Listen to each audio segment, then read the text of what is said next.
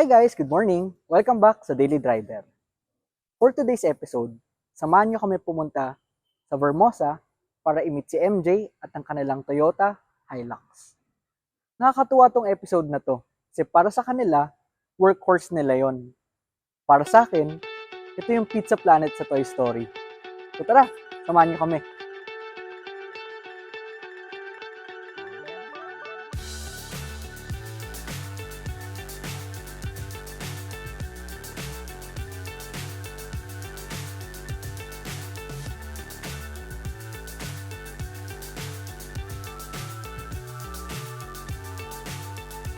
Guys, so ngayon kasama namin si MJ. And maganda tong episode na to kasi for the first time mag-feature kami ng pickup. Pickup ba? Pwede ba tawagin pickup? Pickup. Pickup. Pickup, pwedeng mini truck. Mini truck. Sige, Ah. Paps, pakilala ka. Ako nga po pala si MJ, full name Michael James. Ako po yung owner ng Hilux LN85 2L. Ang pangalan ng kotse ko is Luxilor. Ang kwento ng sasakyan ko, which is galing siya sa Mindanao, ang first po talaga ang owner niyan ay ibang tao talaga, which is nabili po siya ng tito ko. Nabili siya ng tito ko, then nung storya nun, nung nabili niya ng tito ko doon sa Mindanao, which is nabugbog talaga. As in, bugbog na bugbog talaga. And then, nung nakita ni Papa, kinuha ni Papa nung umuwi siya. Buhay pa yung Papa ko nun. Umuwi yung Papa ko sa Mindanao, then nakita yung Hilux na goods yung makina. Then, maayos pa yung gulong. And okay pa yung body kahit sabihin nating bugbog siya. Nung pagkuha ng Papa ko, yung Hilux na yon, isinakay niya sa Roro, which is doon din dinala sa may Pier 15, sa may likod ng Manila Hotel. Doon kinuha ni Papa yung Hilux. Then after nun, yung pagkuha ng Hilux na yon, nandun na siya sa amin sa bahay namin. Nagulat ako na may Hilux. Eh, nung time na yon, nung storya ng kotse na yan, ang storya talaga ng kotse namin, pang-business. Pang-business talaga. Which is, ang kotse ng Hilux na to, ang tawag sa kanya, Tora-Tora. Kahit sabihin natin bugbog na yung kotse, good running condition, kahit ibagsak mo pa siya ng ilang toneladang semento, ng tubig, kahit mag-drop siya, wala pa rin palyado. Yun yung first ng history ng kotse ng Hilux. Which is galing siya sa tito ko, then kinuha ng papa ko, then kami na yung owner. So, ang sinasabi mo ba, pag sinabi mo bang bugbog, ibig sabihin nun, not running o good running condition naman? Good running condition siya, sir. Pero ang sinasabi kong pambugbog, kumbaga, pang-working, Trabahador. pang-trabahador. Yun ang ano niya. Yun ang story ng Hilux. So, sinabi nyo kanina na kinuha nyo to pang business sana. Ano sana ang gagawin nyo?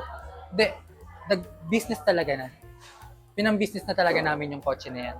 Naging service siya, school service, water station, tapos tagahakot ng mga semento. Yun yung tatlong ano niya. Yun yung business ng kotse na yan. Kaya tinawag siya na Tora-Tora. Tapos, nung time na yon, nagkaroon kami ng mineral station. Yun, bali 24 galon ang nakalagay doon na galon. 24 galon. Tapos, may business din kami na na fried chicken, doon din namin nilalagay mga tangke, mga lutuan. Tapos, mga laundry. May laundry din kaming business. Kaya talagang good running talaga yun. Una, nung pagbalik sa akin ng kotse, chinek namin muna yung makina. Palit glow plug, palit alternator, palit radiator, palit battery. Yun yung pinakauna kong ginastasan talaga, which is makina talaga. Then nung after nun, nung okay na yung makina, okay na yung sira yung aircon ngayon yan. Pero goods yung aircon yan, nabutas lang yung hose. Kaya pang yan. Pero all condition naman, goods na yung makina.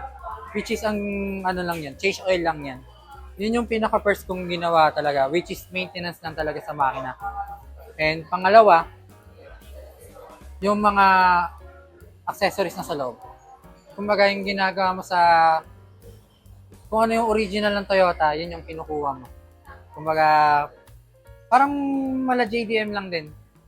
Kasi kumbaga sa concept ng JDM lahat ng original parts ng Japan na Toyota, ilalagay mo sa kotse mo. Then, yun lang yung ginagawa ko sa loob ng kotse.